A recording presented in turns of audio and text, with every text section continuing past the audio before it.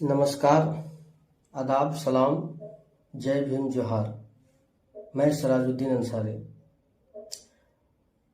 आप सबों ने पांकी प्रखंड अंतर्गत प्रिंट मीडिया, सोशल मीडिया के माध्यम से एक चीज देख रहे हैं कि पांकी प्रखंड अंतर्गत केलवा पंचायत के ग्राम हुटवार में एक 18 वर्षीय बच्ची का शव को कब्र से 2 दिन बाद निकालकर उसे पोस्टमार्टम के लिए भेजा गया है और फोरेंसिक लैब के लिए भेजा गया है।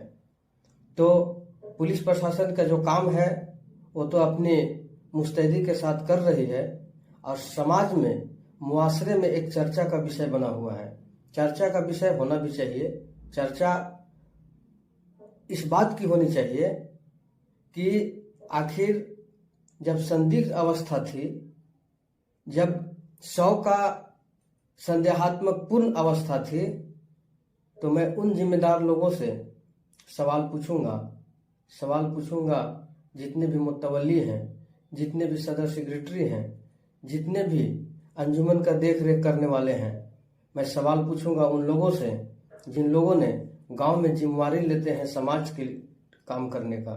मैं सवाल पूछूंगा उन उलमाओं से जिन उलमाओं ने मस्जिदों में नमाज पढ़वाते हैं। उन सवाल पूछूंगा मैं उन उलमाओं से जिसने जनाजे की नमाज पढ़ाए हैं। सवाल तो होनी चाहिए और सवाल होगी। सवाल क्यों नहीं होगी?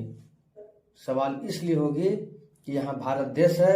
भारत देश के अंदर न्याय संहिता के तहत होने वाली काम को आपने अपने हाथों में, अपने कानून के हाथ में क्यों लेते हो? सवाल इस बात का है कि भारत में जब भारतीय संविधान है, आप संविधान के खिलाफ काम क्यों करते हैं? मैं सवाल पूछूंगा उन सभी लोगों से जिन लोगों ने अंजुमन कमेटी की देख रेख करते हैं, जो अंजुमन कमेटी के मुतवल्ली हैं। जब आपको पता था कि मामला सेंसिटिव है, मामला संदेहात्मक पूर्ण है, मामला प्रशासनिक विभाग की देख रेख की है, मामला न्याय संहिता की है, तो आपने अपने कब्रिस्तान में बिना प्रशासन की अनुमति को दफनाया क्यों? सवाल तो होगी, सवाल होनी भी चाहिए। ये सवाल आप पूछिए अपने जमीर से। ये सवाल पूछिए उन लोगों से जिन लोगों ने अपने मुआशरे को, अपने समाज को लेकर के चलते हैं। और सवाल इसलिए पूछा जा रहा है कि आप सिर्फ शरिया कानून की जानकारी रखते हैं, आपको भारतीय संविधान की जानकारी रखनी होगी, आपको न्याय संहिता की जानकारी रखनी होगी। इसका जवाब कौन देगा?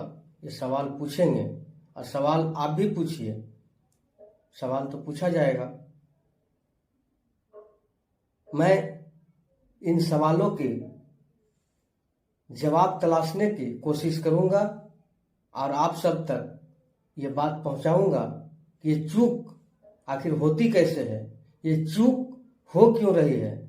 2 दिन बाद शव को निकालना, ये सवाल तो खड़ा करता है और सवाल पूछा जाना चाहिए और सवाल पूछेंगे, जरूर पूछेंगे।